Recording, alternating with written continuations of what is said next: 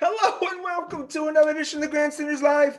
I'm your host, Scott Kerman, and this special edition of the Grandstanders Live, I'm joined by my usual cohorts, Uncle Joe McLaughlin, and he's the Professor Russ Stevens, and he's JP's first son, Tim Hoey. Well, we have another special, great show for you tonight, and a special guest. I told you last week, as you know, our great listeners and watchers and followers know that we moved after being 20 years in Section 8, the affordable housing program of the Boston Red Sox. We moved, like the Jeffersons, to the penthouse of Section 30. And what's made it so pleasurable, other than it being very close to the bathroom, Well, we've all had neck surgery too. exactly, is all of a sudden to the right of us are Boston Globe writers. Legendary. And the two guys that we like the most when we play favorites is Brian McQuarrie and this guy. He's a longtime Boston Globe writer. He Pulitzer Prize winner. Right? Twice over. And his book, Master Thieves, the Boston Gangsters Who Pulled Off the World's Greatest Heist, is what we're going to talk about tonight. He's our friend. He's Armenian. He's located in Section 30. We give a warm Grandstanders welcome to Steve Kurkjian. Thank you very much, Scott. You know, Scott, in the end of my book, you have a couple of pages of acknowledgments of people who helped you, sources who helped you, and then your loved ones. And my last phrase is to my family. That it's large enough to fill an afternoon stadium back in the 50s and 60s. But the ones in Section 30, row 6, that would be my grandchildren and my kids. Absolutely. Good. Well, we're glad to have you on the show, and we want to talk about your book. Look, this has been a mystery for 30 years. It is.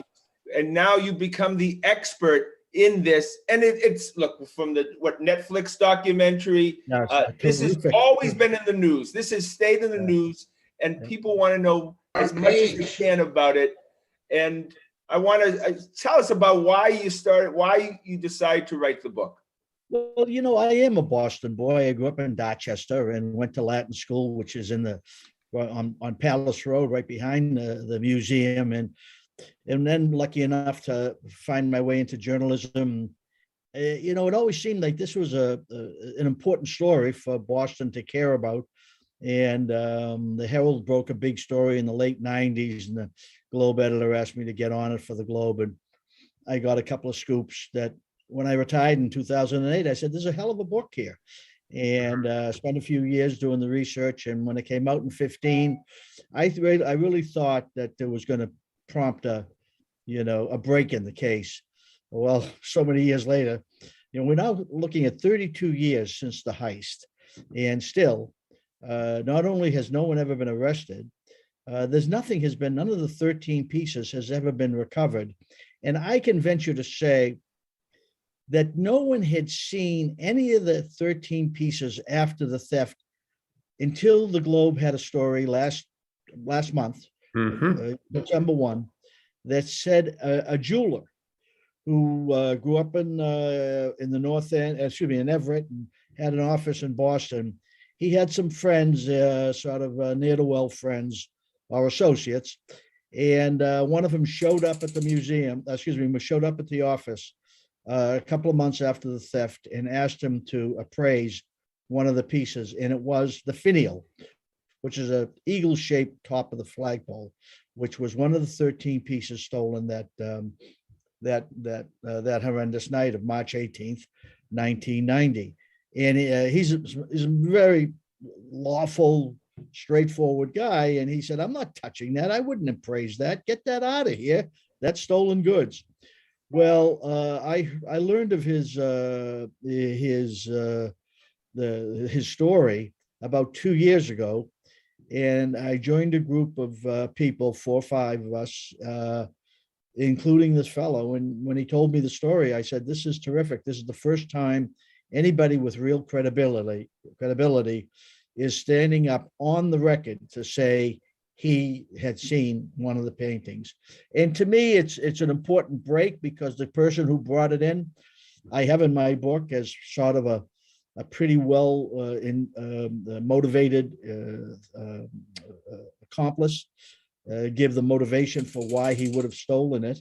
But from the latest account that was in the Globe, I think we can narrow our focus to him and his associates as to what happened to the artwork. I mean, nothing has been found. It's hidden somewhere. Now, this is the artwork of the ages. There were two large Rembrandts that were stolen, both hundreds of millions of dollars of value, in a Vermeer. There were only 35 Vermeers known in the world to have been painted by the Dutch artist, and one of them was at the museum, and it was taken. Steve, I heard that the two of the paintings are the two most valuable items ever stolen in the history of the world. Well, the Mona Lisa was stolen at one point too. But maybe it's been was recovered. Maybe they're still missing. Exactly. You're exactly right. Exactly right. And I think, when we think of it, we're all duffers. All of us have been around and care about the city, and we've seen the transformation of the city. I wasn't there the day that of the marathon bombing, but the aftermath of when Ortiz took the mic and said, "This is our effing city." This is our effing city, and we have to care enough about getting these masterpieces back. I think I may have told you guys at one of the games. You remember after Tom Brady's jersey was stolen from the locker room after the Atlanta victory. I mean, the city was outraged. We have to find Tom Brady's jersey. It took like a couple of months, and the FBI found it in Mexico City. Some ne'er-do-well reporter had taken it. But it's art of the ages, and it belongs to us. And she wanted them on the wall of her museum to inspire us. My father was an artist. My father was a commercial artist, immigrant, survivor of the Armenian genocide, came to this country in 1920. And, this painting here of JFK, that's the kind of work he did. And, beautiful. What a great job. And so when I got on this story, he cared very much. He said, "You're doing some great, wonderful. You're catching the fraudsters and then, and the people stealing money from politics, but getting this artwork back matters for all of us." But Steve, just like they didn't want to find, Willie Bulger, they didn't look too hard.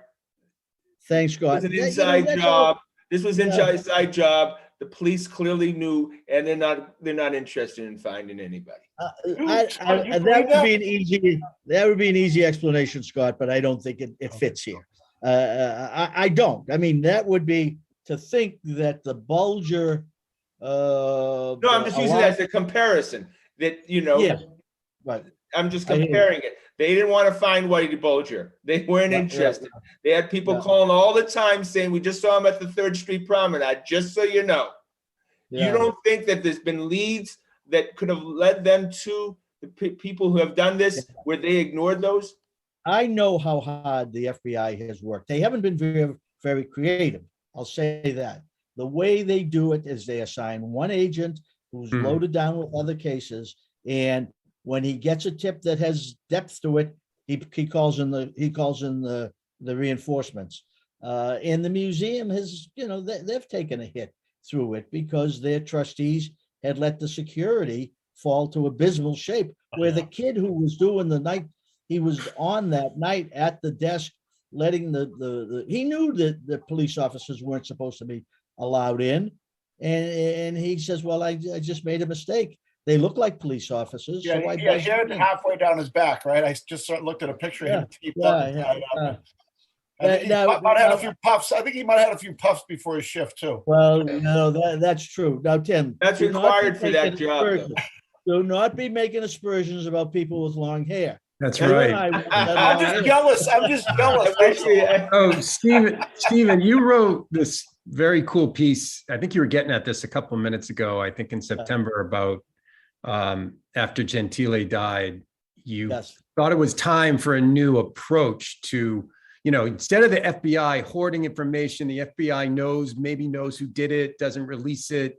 There's all sorts of siloed information.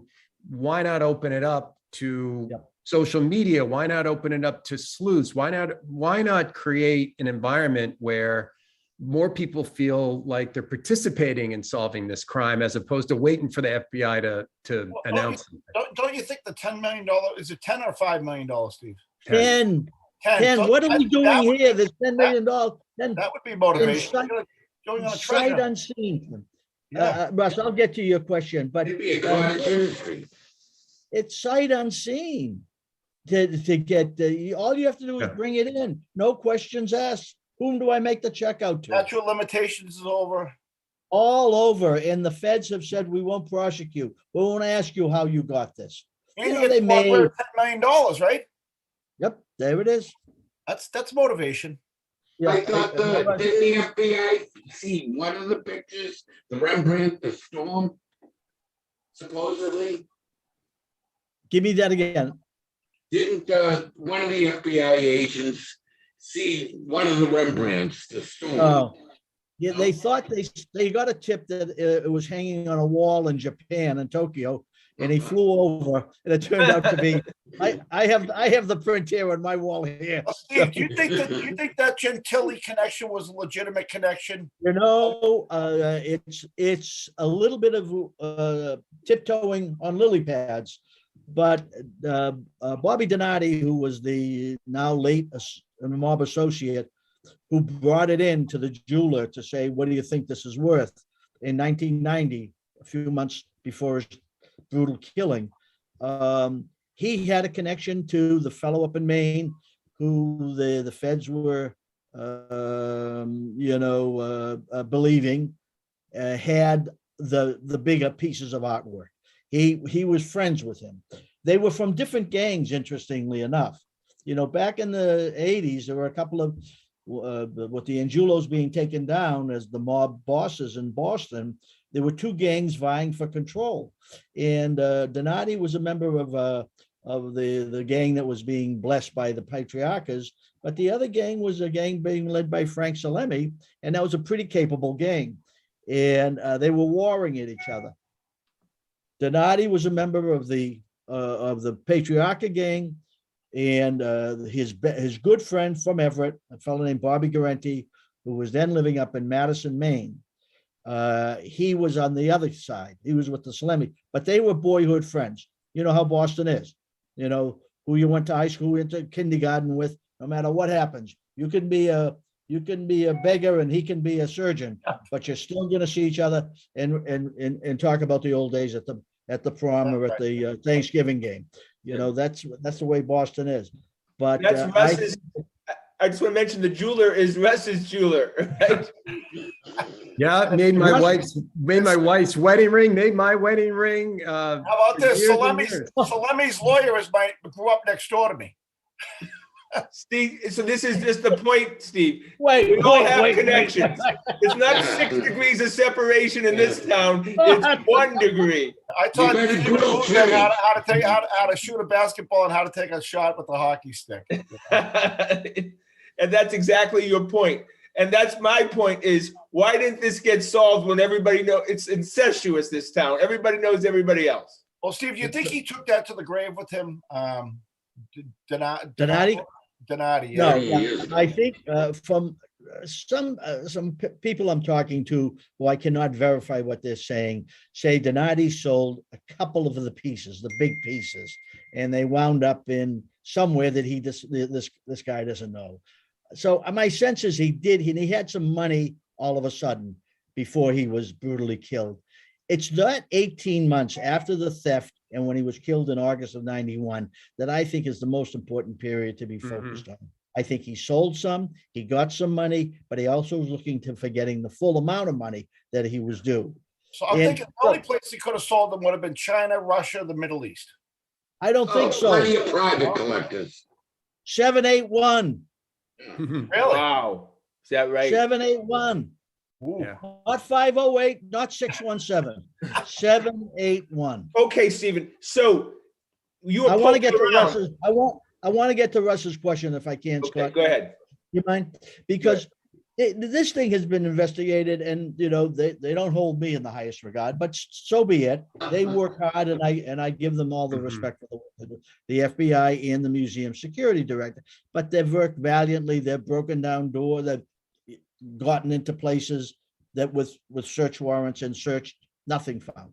So I say open it up to social media, as Russ has suggested, and have call on Boston to say this city has changed. We are now a world-class city. A world-class city deserves to get these paintings back on the wall and help us. Omerta is no longer the code of operating principle in Boston. It's no longer Omerta. And this is an original sin that these were taken from the city. Yeah. And they deserve to be back on the wall. And Russ, I'm gonna send Paul a note to say that we were talking. Have you? Yeah. Do you need an email address? Yeah, I do. We can exchange it afterwards. But yeah, no, I mean, my eyes bugged out of my head when I was looking at the Globe, whatever it was a month ago. I'm like, what the hell? Because he retired, and I haven't seen him forever, and he really helped us out. We had no money when we got married, and I walked in. Oh, and I'm glad to hear it. I said, look, Paul, I got no money, like literally no money. Can you make a ring? And he made this beautiful ring that I had to take a loan for my ring too, Russ. So don't say that. Steve, do you think any of the paintings get destroyed in that little hole that Gentili had dug underneath his shed there? Thank you that's good. That's very good, Tim. Part of the story was that they searched Gentili's house. He was not helping them at all, and he's an old mobster. He doesn't believe anything the FBI says. And as one reporter says, he would know the truth if it came in and sat on his lap. So it was hard. But one of the things they found when they went to his house is in the backyard shed had a false floor, and then they had a couple of trenches dug, and there was a Rubbermaid bin in the trench, and they thought that maybe he had put it, and he had told somebody at the jail where he was being held that there was a flood and there was something in there that had been destroyed. That I put it on him. He passed away September, in September, and I had seen him about a year and a half ago. And I put it on him. I said, my belief is now, just speculative, is that you did have them. They were destroyed, and you don't want you don't want to be remembered in history as the guy who lost the artwork of the ages by stupidly putting it in a trench that could get flooded. And he laughed and he looked at me. You don't know anything. I never had it. Tilly. Oh yeah, I had long interviews with him. In fact, I had 5 hours of interviews with him in 2014, just after he got out of jail. And after 3 days, funny thing about him is that he said, if you want to continue this interview, he was in Manchester, Connecticut, you have to bring me Regina's Pizza. not one of the chain ones, the one right from the North End, right? I would stop at 11:30.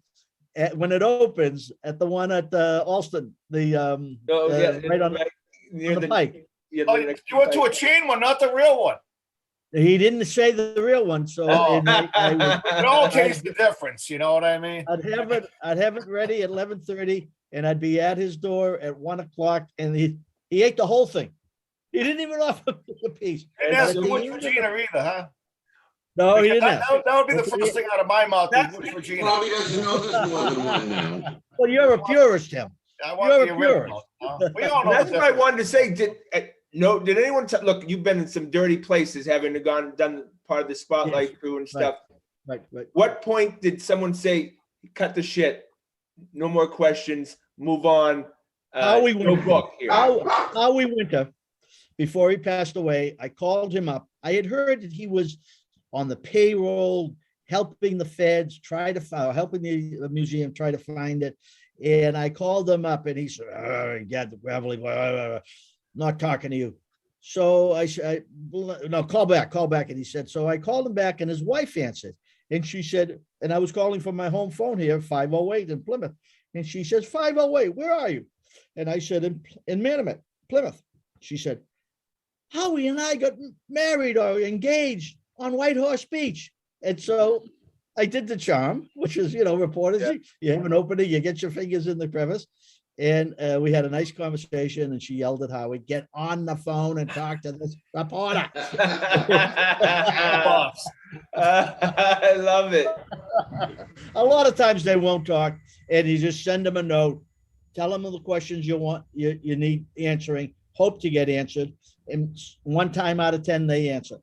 Now, Steve, 9 times out of 10, you move on. I've heard some nice things about Howie, believe it or not. Yeah. And about He was a Salemi too. I've heard people compliment Salemi very highly, a real stand-up guy. Despite the things that he's done. Do you think if Howie knew something, he would have told you?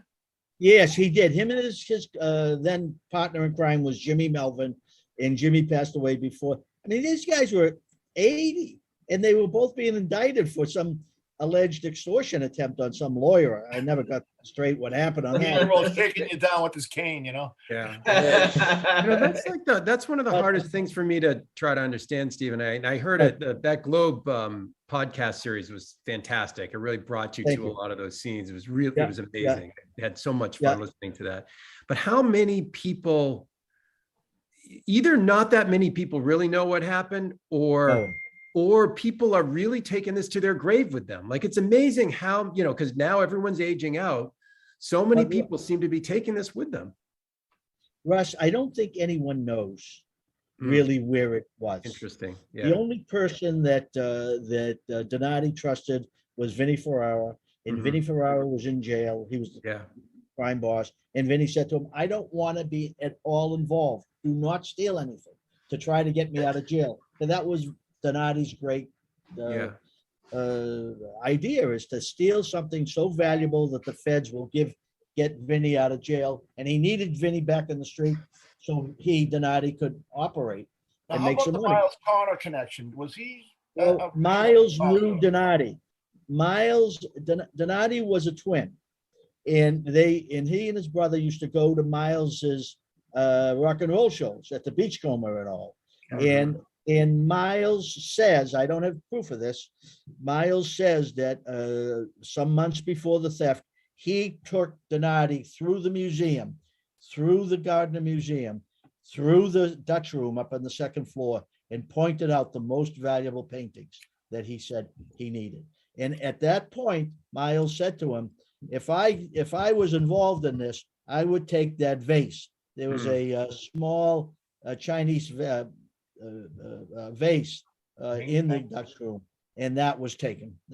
So Miles Connor's first theft was 3 doors away from where I sit right now, the Forbes Museum. Look at you. You're always around something, Tim. So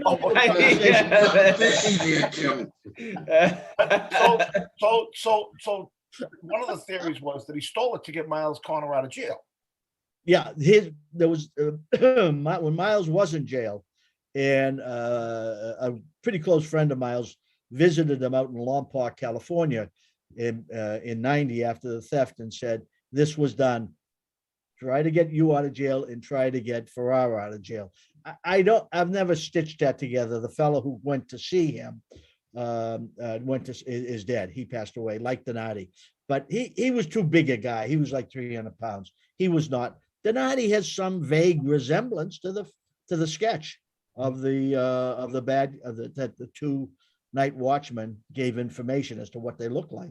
Is your theory that he was one of those guys? One of those guys, or he had. Yeah, I think he was. I don't think he would have had anybody else, because they would have double crossed him. Anybody, and that was the problem. Is Donati did not have a wide enough network to fence this stuff. Yeah. It was the same tough guys living by the by the threat or the physical exertion, violence. That's the kind of people he hung with. And those people don't know what to do with artwork of, maybe a diamond ring, Right. Well, I mean, just the fact he walks into Calantropos' office with the finial and Calantropos says it's worthless because everyone knows, like somebody who had international connections to Saudi Arabia or China or wherever might have been able to move it. But if his network was small. Parenti, the fellow up in Maine, who was a friend of Donati's, even though he's from another gang, he did have that kind of interesting, outside world. So, but the feds have given him a good shake.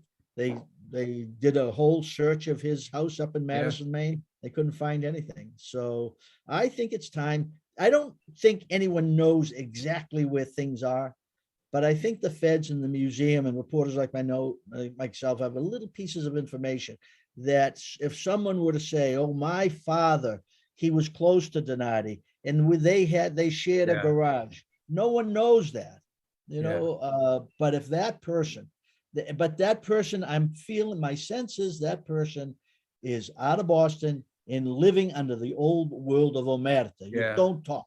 You don't talk. Somebody's going to get. You said that you feel some of them were stolen. I mean, sold. Close by. Yeah. Where were they? How reliable do you find that information? I haven't verified it. Tim, you're tough. You're like an editor. I haven't.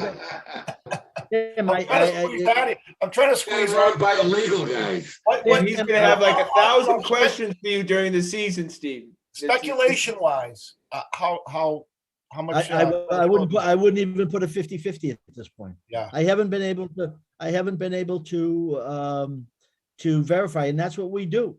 We kept it out of the story that the Globe had because it's just not verified. It's not any good.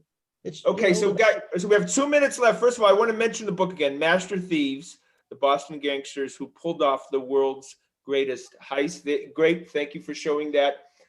You have so much more information. This book came out, 2015? Is that right? 15, yeah, and we've done 3 or 4. We've done the Netflix thing and with the podcast. So is there another book coming out? I mean, you have enough information to create a second book? No, Eureka. That's what I'm focused. One question I have, Stephen, is there ever been a major motion picture about this? Never. No, the book got optioned by Sony. They hired a director who does what's that? A Netflix documentary, not a documentary, but a series, Narcos. Yeah. And I thought he was perfect for it, but I guess they did not get the script that they were looking for. So I think it inspired a few, though. I think it inspired a few novels, a few movies. Oh yeah. The disconnect is the Night Watchman. Did he have a role? And he's passed lie detector tests. It's hard to imagine. And he had such a wayward life, smoking dope, taking drugs, always hanging out with his rock and roll gang. So he was having fun. He in the 80s and 90s, but he never told me until the end that he was doing cocaine. Yeah. And that's a different kind of fun in the 80s and early 90s. That's if you were upright, you were doing that. That's what they did back then. That was the coke culture. All right, we have to go. We'll have you back, of course, Stephen. Again, the book, Master Thieves, the Boston Gangsters Who Pulled Off the World's Greatest Heist. I know, look, our listeners, viewers love to buy books. Go out, get this book. Stephen's a great guy. We're so fortunate to have him in our presence. Could you just mention who my cousin is? Tim Kurkjian is his cousin, a Hall of Fame Tim Kurkjian, who just got put into the Hall of Fame. We've had Tim Kurkjian on. Apparently, Stephen's going to have grease the skids and let us have Tim on again. How about we have them both on together? Oh, there you go. Well, we have them both together. I'm going to talk to you for hours about this. Perfect, Russell. There you go. Scott, I'll have him up in section 30 in our row. Tim, Absolutely. protect Well, Tim. Well, I can't thank you enough for being on the show and being a great friend to a great new friend for us in Section 30. And what a pleasure it is to be able to watch games with Steve Kurkjian. Well, that's our show, our special show tonight. Want to thank, of course, Corbin behind the scenes. Want to thank the fellas. Want to thank Steve Kurkjian. Please check us out on our website at thegrandstanders.com and tune in again next Wednesday night at 6:30 for another edition of Grandstanders Live. I'm your host, Scott Kerman. Have a great and happy night.